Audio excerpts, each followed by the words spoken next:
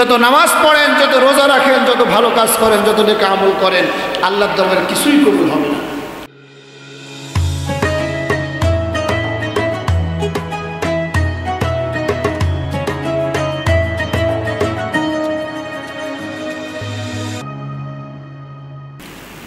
হক্কুল ইবাদ এটা অনেক বড় একটি বিষয়, গুরুত্বপূর্ণ একটি বিষয়। আল্লাহ রাব্বুল আলামিন নিজের হকের থেকে হক্কুল ইবাদটাকে বেশি গুরুত্ব দিয়েছে। এই জন্য আমরা যত বড় নামাজি হই না কেন, আমরা যত বড় দিনদার ইমানদার হই না কেন, আমাদেরকে চিন্তা করতে হবে, আমাদের এটা খেয়াল রাখতে হবে, আমার আচার আচরণ, আমার চলাফেরা, আমার কথাবার্তায়, আমার কর্মকাণ্ডে যেন অন্য কোনো ভাই কষ্ট না পায়, কাউকে যেন উপহাস আমরা না করি, কাউকে যেন ঠাট্টা বিদ্রুপ না করি, তার কোনো শারীরিক ত্রুটি বিচ্যুতির কারণে কাউকে যেন আমরা হেয় প্রতিপন্ন না করি, এটা আমাদেরকে খেয়াল রাখতে হবে প্রিয় ভাইয়েরা। এজন্য আল্লাহ রাসূল সাল্লাল্লাহু আলাইহি ওয়াসাল্লাম এর সাহাবীরা যখন এই আয়াতে কারিমা অবতীর্ণ করা হলো, তখন তারা বলতেছিলেন যে এই আয়াত যখন অবতীর্ণ হলো, আমরা তখন সাহাবীদের মধ্যে এমন একটা প্রতিক্রিয়া হলো, এমন একটা প্রভাব বিস্তার হলো যে কাউকে যদি আমরা দেখতাম যে বকরির অলানে মুখ লাগিয়ে দুধ পান করতেছে, তারপরে যদি এটা দেখে আমাদের হাসি আসতো, আমরা মনে করতাম হায়রে আমরাও না ওরকম হয়ে যাই। সাহাবীদের মধ্যে এতটা প্রভাব এই আয়াত বিস্তার করেছিল প্রিয় ভাইয়েরা। এই জন্য আমাদেরকে এক নম্বরে যে নিষিদ্ধ কাজ, হারাম কাজ, কাউকে উপহাস করা, এটা আমাদেরকে ছেড়ে দিতে হবে, এটা আমাদেরকে বাদ দিতে হবে। এই চরিত্র যদি আমাদের কারোর মধ্যে থাকে তাহলে অবশ্যই এটা থেকে আমাদেরকে ফিরে আসতে হবে। কারণ আমার আপনার যেই কাজ, আমার আপনার যে আমল, এটা আল্লাহ রাব্বুল আলামিনের কাছে মাপকাঠি হবে এটার ইখলাসের গুরুত্বের সাথে। আমার আপনার কাজটা কতটুকু ইখলাসপূর্ণ হয়েছে, আমি আপনি বাইরে আমার আপনার চেহারা সুরত কেমন কি, এটা আল্লাহ তাআলা দেখবেন না। আল্লাহ তাআলা দেখবেন আমাদের কাজের মধ্যে আমাদের নিয়তের বিশুদ্ধতা কেমন ছিল, ইখলাসটা কেমন ছিল, আমাদের অন্তরটা পবিত্র ছিল কিনা। কারণ আল্লাহ রাব্বুল আলামিন বলেছেন ইন্না আকরামাকুম ইনদাল্লাহি আতকাকুম, নিশ্চয়ই আমার কাছে ওই ব্যক্তির সম্মান, ওই ব্যক্তির মর্যাদা সব থেকে বেশি যার অন্তরে আমি আল্লাহর ভয় বেশি। সুবহানাল্লাহ। আমরা এই দুনিয়ায় কাউকে সম্মান দেই তার অনেক টাকা পয়সা আছে এই জন্য, কাউকে সম্মান দেই লোকটা অনেক বড় বিদ্বান এই জন্য, কাউকে সম্মান দেই লোকটা অনেক বড় নেতা, তার অনেক রাজনৈতিক প্রভাব রয়েছে এই জন্য তাকে সম্মান দেই, কাউকে সম্মান দেই তার সমাজে অনেক প্রভাব, তার অনেক শক্তি, অনেক টাকা পয়সা, অনেক লোক বল, অনেক জনবল, এই জন্য তাকে আমরা সম্মান দিয়ে থাকি। কিন্তু এটা হলো আমাদের দুনিয়ায় সম্মান দেওয়ার ক্রাইটেরিয়া, মাপকাঠি। কিন্তু আল্লাহ রাব্বুল আলামিন দুনিয়ার এই কোনো কিছু, এই মাপকাঠিকে আল্লাহ তাআলা তুচ্ছ করে, এগুলোকে অগ্রাহ্য করে, এগুলোকে ছুঁড়ে ফেলে দিয়ে আল্লাহ তাআলা সম্মানের মাপকাঠি পূরণ করলেন তাকওয়া দিয়ে। আল্লাহ তাআলা বললেন ইন্না আকরামাকুম ইনদাল্লাহি আতকাকুম, বান্দা শুনে রাখো, যেই ব্যক্তির অন্তরে আমি আল্লাহর ভয় সব থেকে বেশি থাকে, আমি আল্লাহর প্রতি তাকওয়া যার মজবুত থাকে, ঈমানটা যার মজবুত থাকে, ওই ব্যক্তির সম্মান আমি আল্লাহর কাছে সব থেকে বেশি থাকে। সুবহানাল্লাহ। প্রিয় হাজিরিন, এজন্য এই এক নম্বরের যে নিষিদ্ধ কাজ, হারাম কাজ, লা ইয়াসখার, কাউকে উপহাস করা যাবে না, কাউকে ছোট করা যাবে না, হেয় প্রতিপন্ন করা যাবে না। আল্লাহ তাআলা আমাদেরকে এটা মেনে চলার তৌফিক দিন, সকলে বলে আমিন।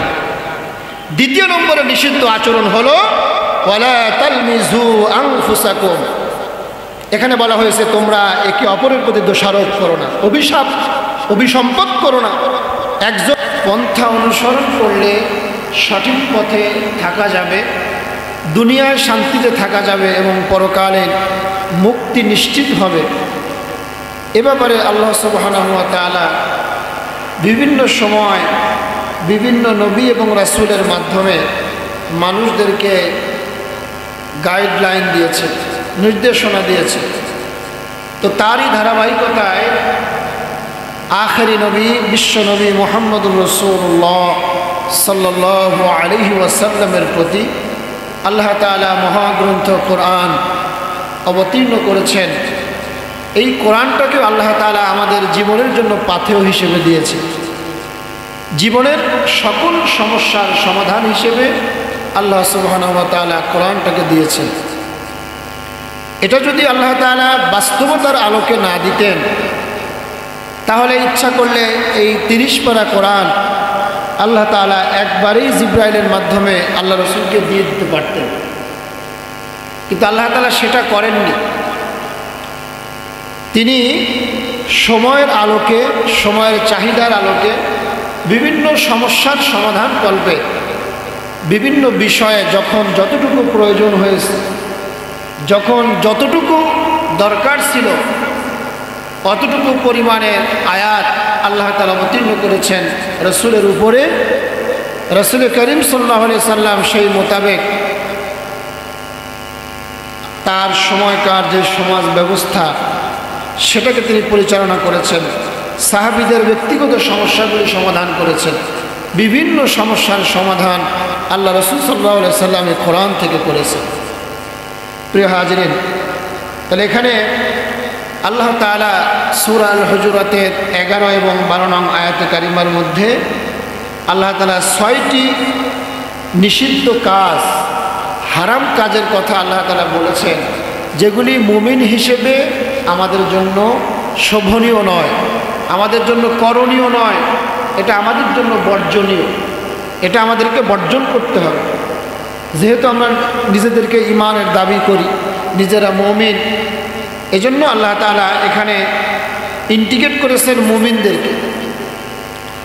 আল্লাহ রাব্বুল আলামিন শুরু করলেন এভাবে, ইয়া আইয়ুহাল্লাযীনা আমানু লা ইয়াসখার কওমুম মিন কওমিন আসা আইয়াকুনু খায়রাম মিনহুম। আল্লাহ তাআলা বললেন, হে আমার ঈমানদাররা, ও আমার বিশ্বাসীরা, যারা আমাকে বিশ্বাস করেছো, আমার রাসূলের প্রতি ঈমান এনেছো, আখিরাতকে বিশ্বাস করেছো, জান্নাত জাহান্নাম সম্পর্কে বিশ্বাস স্থাপন করেছো, তোমরা তোমাদের সামাজিক জীবন, পারিবারিক জীবন, রাষ্ট্রীয় জীবন, ব্যক্তিগত জীবন, এই যে জীবনের যতগুলো ধাপ, যতগুলো স্তর রয়েছে, এই স্তরগুলোতে তোমরা তোমাদের জীবন যাপনকে সুখী সমৃদ্ধশালী করতে হলে লা ইয়াসখার, তোমরা একে অন্যকে দোষারোপ করবে না, একে অন্যকে উপহাস করবে না, ঠাট্টা করবে না, বিদ্রুপ করবে না, কাউকে কষ্ট দিবে না, কাউকে লজ্জা দিবে না। এই যে কথা আল্লাহ রাব্বুল আলামিন বললেন, আল্লাহ তাআলা এখানে কওমুম মিন কওমিন আসা ইয়াকুনু খায়রাম মিনহুম, এখানে কওমুন দ্বারা এখানে পুরুষকে বোঝানো হয়েছে। যদিও কওমুন শব্দটা পুরুষ, নারী পুরুষ উভয় অর্থে এসেছে, কিন্তু এখানে আল্লাহ রাব্বুল আলামিন এই কওমুন শব্দটা পুরুষের জন্য ব্যবহার করেছে। এখন আল্লাহ তাআলা উপহাস করতে কেন নিষেধ করলেন? লা ইয়াসখার, তোমরা উপহাস করো না, কাউকে ঠাট্টা করো না, বিদ্রুপ করো না, কাউকে ছোট করে কথা বলো না। কেন? আসা আইয়াকুনু খায়রাম মিনহুম, এমনও হতে পারে যিনি উপহাস করছেন, যাকে উপহাস করা হচ্ছে, ওই ব্যক্তির মর্যাদা, ওই ব্যক্তির গ্রহণযোগ্যতা, ওই ব্যক্তির তাকওয়া, ওই ব্যক্তির নেক আমল যিনি উপহাস করতেছেন তার থেকে আল্লাহর কাছে অনেক বেশি, তার গ্রহণযোগ্যতা, তার মর্যাদা আল্লাহর কাছে অনেক বেশি, তার থেকে অনেক বেশি উত্তম আল্লাহর কাছে উপহাস যাকে করা হচ্ছে তিনি। এজন্য কারো বাহ্যিক রূপ দেখে, বাহ্যিক চেহারা দেখে, তার বেশভূষা দেখে তাকে কখনো উপহাস করা যাবে না, ছোট করা যাবে না। কারণ একজন মানুষের প্রকৃত অবস্থা এটা জানেন কে বলেন তো? আল্লাহ। আমরা শুধু মানুষের বাহ্যিক এটা দেখতে পাই, কিন্তু তার ভিতরগত যে অবস্থা, তার আসল যে অবস্থাটা, এটা একমাত্র যিনি জানেন তিনি হচ্ছেন আল্লাহ সুবহানাহু ওয়া তাআলা। এজন্য আল্লাহ রাব্বুল আলামিন বলেছেন, কাউকে তোমরা উপহাস করো না, কাউকে ঠাট্টা করো না, বিদ্রুপ করো না, কারণ তোমার থেকে সে আল্লাহর কাছে বেশি উত্তম হতে পারে। এটা আল্লাহ তাআলা প্রথমে পুরুষদেরকে বললেন। আবার দেখেন একই আয়াতে আল্লাহ রাব্বুল আলামিন একই কথা আবার নারীদেরকে আলাদা করে বলেছে, নারীদেরকে আলাদা ইন্ডিকেশন। এখানে মেনশন করেছেন। আল্লাহ রাব্বুল আলামিন বলেন, ওয়ালা নিসাউম মিন নিসাইন আসা আইয়াকুন্না খায়রাম মিনহুন্না, এবং একজন মহিলা, একজন নারী যেন আরেকজন নারীকে উপহাস না করে, ঠাট্টা বিদ্রুপ না করে, কারণ যে যাকে উপহাস করতেছে তার থেকে ওই ব্যক্তির মর্যাদা, ওই নারীর মর্যাদা আল্লাহর কাছে অনেক বেশি হতে পারে। দেখেন, এখানে আল্লাহ রাব্বুল আলামিন আয়াতের মধ্যে একবার বলে দিলেই হতো যে তোমরা কেউ কাউকে উপহাস করো না, ঠাট্টা করো না, বিদ্রুপ করো না, কিন্তু এখানে আল্লাহ রাব্বুল আলামিন নারী এবং পুরুষকে আলাদা আলাদা করে বললেন। এটা কেন বললেন সামনে এটার ব্যাখ্যা আসতেছে। তার আগে আমরা এই লা ইয়াসখর এই শব্দটা নিয়ে আমরা একটু কথা বলি। ইয়াসখর শব্দটা উপহাস না করার অর্থে এখানে এসেছে। লা ইয়াসখর, উপহাস করো না, ঠাট্টা করো না, বিদ্রুপ করো না। এখানে আল্লাহ রাব্বুল আলামিন যে 6টি নিষিদ্ধ আমলের কথা বলেছেন তার মধ্যে 1 নম্বরের যেই গুণ, বদগুণ, খারাপ গুণ, খারাপ আমল, নিষিদ্ধ কাজ, সেটা হলো একজন আরেকজনকে উপহাস করা, কাউকে হেয় করা, কাউকে লজ্জা দেওয়া।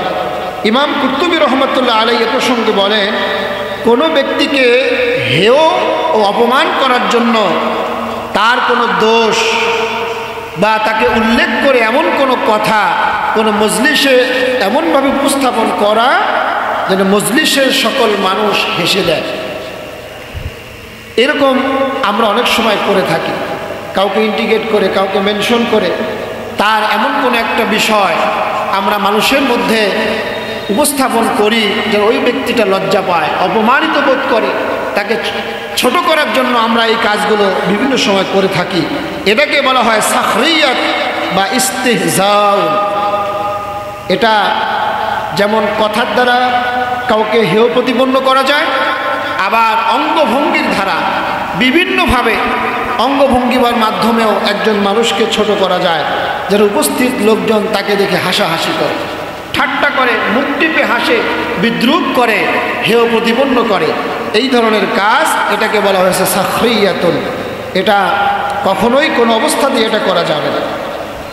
এখন দেখেন আল্লাহ রাব্বুল আলামিন এখানে নারী পুরুষ কেন আলাদা আলাদা করে বললেন? 2টা কারণে।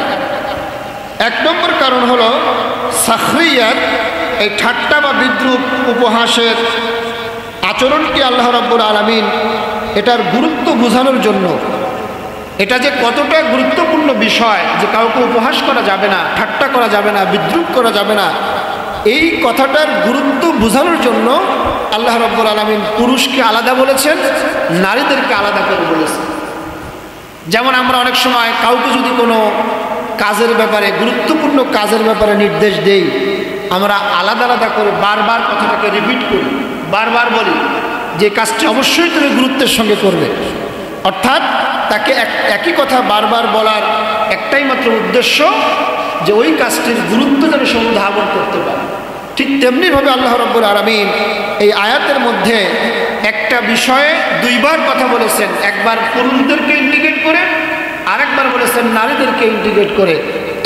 এক নম্বর কারণ হলো যেই বিষয় আল্লাহ তাআলা বলছেন, যেই নিষিদ্ধ কাজ থেকে আমাদেরকে বিরত থাকার জন্য আল্লাহ তাআলা বলছেন, এটা কতটা গুরুত্বপূর্ণ এটা বোঝানোর জন্য আল্লাহ সুবহানাহু ওয়া তাআলা এখানে নারী এবং পুরুষকে আলাদা আলাদা করে নিষেধ করেছেন।